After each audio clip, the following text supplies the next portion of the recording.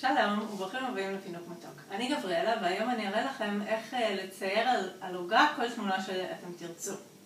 אז דבר ראשון שאתם תצטרכו לעשות זה בעצם להדפיס את התמונה שאתם רוצים לצייר על העוגה. אני החלטתי לצייר את טוויטי, זו התמונה שאני הדפסתי.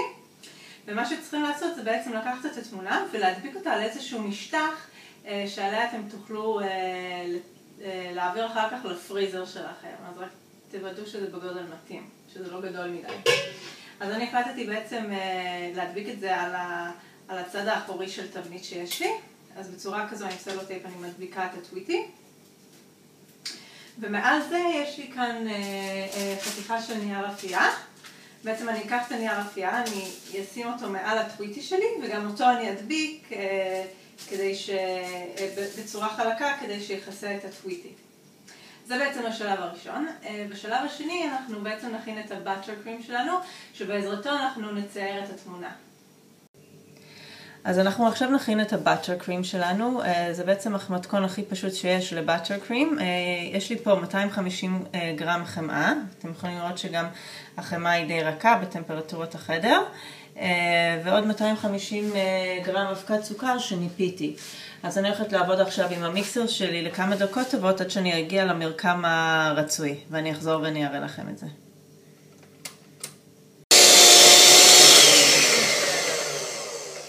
אוקיי, אז אתם יכולים לראות את המרקם של הבאטר קרים. הוא בעצם נהיה פלאפי שכזה. אני מקווה שאתם יכולים לראות את המרקם. בשלב זה אני אוסיף 2 כפיות תמצית וניל. אז הנה כפית אחת ועוד כפית. אז אני אערבב את זה פנימה עם המיקסר ואני אחזור. אז אני סיימתי לערבב פנימה את התמצית וניל. וכרגע מה שאני הולכת לעשות זה בעצם לקחת את כל הכמות הזו שיש לי ולחלק אותה לחלקים שונים. וכל חלק לצבוע בצבע אחר.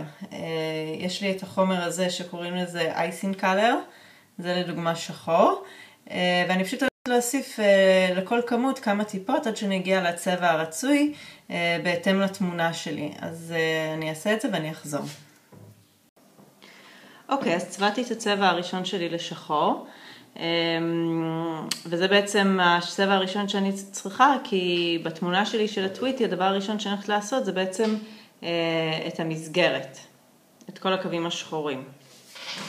אז אם יש לי את הטיפים האלה שאתם יכולים לקנות בכל מיני גדלים, זה למשל ווילטון מספר 1, אבל אין צורך לרוץ לחנות ולקנות, פשוט אפשר לקחת שקית או שקית זילוף או שקית סנדוויץ' ולגזור את החור בגודל שתרצו. אז סתם דוגמה,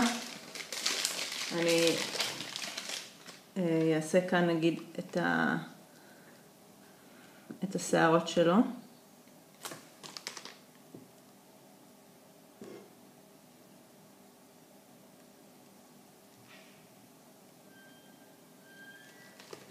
אז בעצם אני אסיים את כל המסגרת ואני אחזור להראות לכם. אוקיי, אז אני בעצם סיימתי למלא את כל המסגרת של הטוויטי. עכשיו, לפני שאני ממלאה בעצם את הצבעים האחרים, אני אכניס את זה למקפיא כדי לייצב את השחור, ואז יהיה לי הרבה יותר קל למלא את כל שאר הצבעים. אז אני אחזור בעוד 20 דקות בערך.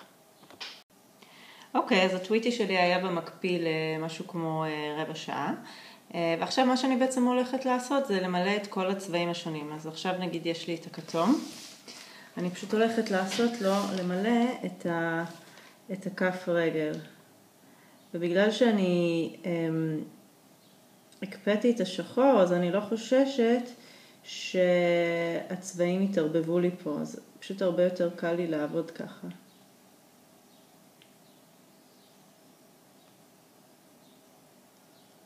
אז אני מלא את כל הצבעים ואני אחזור. אז בעצם מילאתי עכשיו את כל הצבעים לתוך הטוויטי למעט את הצהוב. ועכשיו מה שאני הולכת לעשות זה בעצם למלא את הכל בצהוב, אבל גם למלא צהוב על הכל הרי המתחת זה בעצם יהיה הקדימה של הטוויטי. ומה שאני רוצה לעשות זה בעצם לעשות איזשהו, לעבות את הדמות כדי שיהיה לו בסיס יותר איתן, יותר חזק. אז מה שאני לקחתי בעצם זה טיפ יותר גדול, ואני פשוט הולכת לעבור על הכל. אז אני אעבוד ככה על כל הטוויטי, ואני אכניס אותו למקפיא, ומחר בבוקר כשאני אלביש אותו על העוגה, אז אני אראה לכם איך אני בדיוק עושה את זה. אבל מכאן זה הולך למקפיא. אוקיי, חיכיתי 24 שעות, ועכשיו אני בעצם הולכת לשחרר פה את הטוויטי הקטן שלי. אז אני פשוט משחררת קודם כל את הסלוטייפ.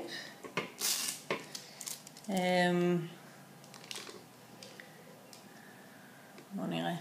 יש לי כאן את העוגה שעליו אני הולכת להניח אותו.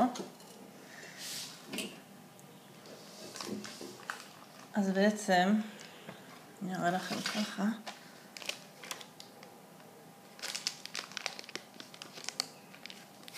מה שאני הולכת לעשות זה בעצם להניח אותו על העוגה.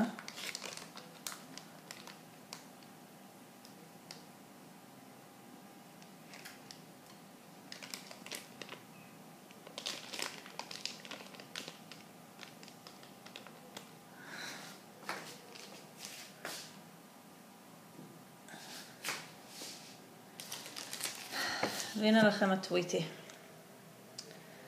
קצת נרס לו העין, אבל לא נורא. זהו, תנסו את זה בבית. תתפנקו גם אתם במשהו מתוק. ביי בינתיים.